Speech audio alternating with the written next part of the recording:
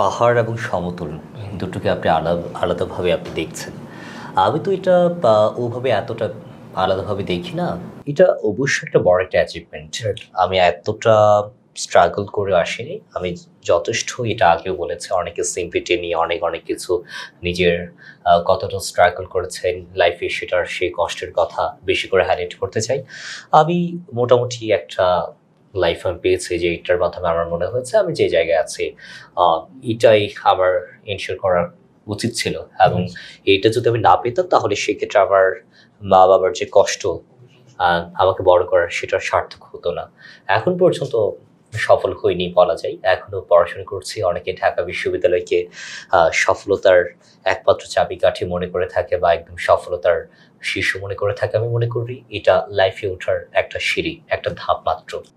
লাইফটা সহজ বলতে কি আম, আপনার ডিফিকাল্ট হয়েছে একটু বেশি মনে হয় আমার।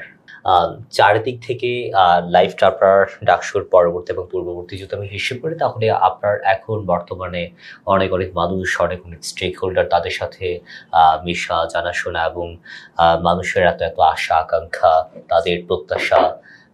তো এখানে এই লাইফটা অনেক বেশি চ্যালেঞ্জিং, কারণ প্রত্যাশা এবং প্রাপ্তি যদি আপনার সমীকরণ যদি না মিলে তাহলে সেক্ষেত্রে আপনার অনেক বেশি করে গালি শুনতে হবে, অনেক বেশি করে সমালোচিত হতে হবে।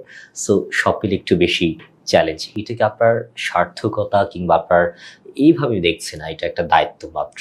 আমার নির্বাচনী প্রচারণা আপনারা দেখেছেন কিনা আমি জানি না, আমি কোনো ধরনের অবাস্তব কথা বা অকল্পনীয় কিছু আকাশ কুসুম কল্পনা আমি দেখাইনি। সেই কথাগুলো এই শব্দগুলো বারবার আমি উচ্চারণ করেছি। ইভেন আমি যারা ফিমেল স্টুডেন্ট আছে তাদের এনাফ আপনার বুদ্ধি আছে, চিন্তা শক্তি চিন্তাধারা আমার চেয়ে আরো বেশি বেটার। বাট আমি বলেছি প্লিজ আপনারা যারা যে সকল প্রার্থী আপনাদেরকে আকাশ কুসুম কল্পনা দেখাচ্ছে, এক বছরের মতো এক সিট এক টেবিলের স্বপ্ন দেখাচ্ছে, প্লিজ এগুলো বাস্তবসম্মত না। আমাকে ভোট দেওয়ার দরকার নেই অন্তত সেই মিথ্যার খপ্পরে বা সে অবাস্তব চিন্তার খপ্পরে আপনার পড়বেন না। সো এই জিনিসটা আমি যখন বলেছি আপনার আশা করি এটা আপনি বুঝতে পারছেন। শুধুমাত্র আপনার এক বছরের জন্য এক বছর চিন্তা করে তো কাজ করে গেলে চলবে না, কিছু আপনার ইনিশিয়েটিভ নিতে হবে যেগুলো আপনার এক বছরের মধ্যে সম্ভব না, কিন্তু সেগুলো যাতে ধারাবাহিকভাবে চলতে গিয়ে আপনার মেজর একটা চেঞ্জেস যাতে চলে আসতে পারে সেরকম কিছু আপনার ইনিশিয়েটিভ নিতে হবে। আপনারা হয়তো বা খেয়াল করেছেন কিনা জানি না, আমি যখন আমার একে আসছে 190 না 191 192 এইভাবে যখন 197 আসছে আপনার সেখানে আপনার আহ, রাফিজ সালমান রিফাত ভাই আমার হাতটা ধরেছিলেন।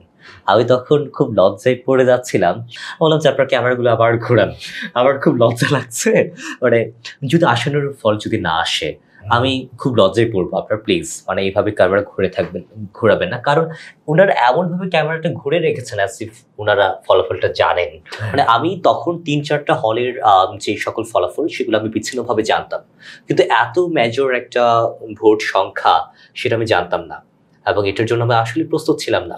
আপনি হয়তো দেখেছেন যে রাফেজ সালমান রিফাত ভাই যখন আমাকে জড়িয়ে ধরছিলেন আমি ওনাকে জিজ্ঞেস করছিলাম কানে কানে যে ভাই কত, আমি শুনিনি। মানে মানুষ সবাই এত মানে উল্লাস করছিলেন। আমি যখন 18ই জুলাই নমিনেশনটা আমি কোথেকে নিয়েছি, সিনেট ভবন থেকে, এবং সেই জায়গা থেকে আমার সমালোচনাটা বেশি আসে। সেই বিল্ডিং এর ওখান থেকে আমার সমালোচনা শুরু হয় এবং সেই বিল্ডিং এ আপনার যখন আপনার আমার নামে যখন মানুষ একটা জয়ধ্বনি দিচ্ছে বা উল্লাস করছে, নামটা বাজছে সবার মুখে মুখে, এটা আমার জন্য মানে এক্সপেকটেশনের বাইরে। এগুলো সবকিছু আমার জাস্ট এই ভালোবাসাটা আমি আমার কাছে অকল্পনীয়। এবং আবার পরবর্তীতে কিন্তু সংসদের পর বেড়েছে 560টা, টোটাল আপনার গিয়ে পড়েছে 9548। ফরহাদ ভাই সাদিক ভাইয়ের যে এগিয়ে আসাটা, আমি কিন্তু আবার খুব মানে একদম কারোর প্রতি একদম কানা, কাউকে আমি একদম ওইভাবে দেখি, কারোর প্রতি আমি একদম নিজেকে বেলি দিয়েছি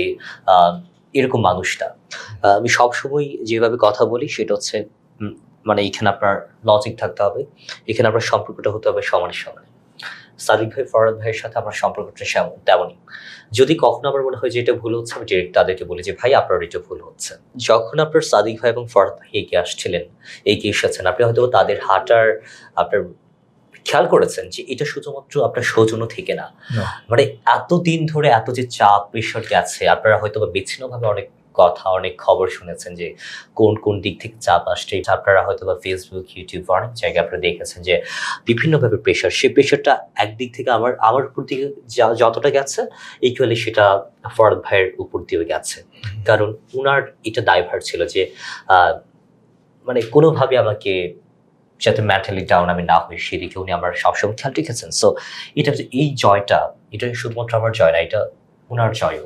সো সেই জায়গা থেকে উনি যেভাবে এগিয়ে এসেছেন, মনে হচ্ছিল যে এটা শুধুমাত্র আমার না, এটা নিজের জয়।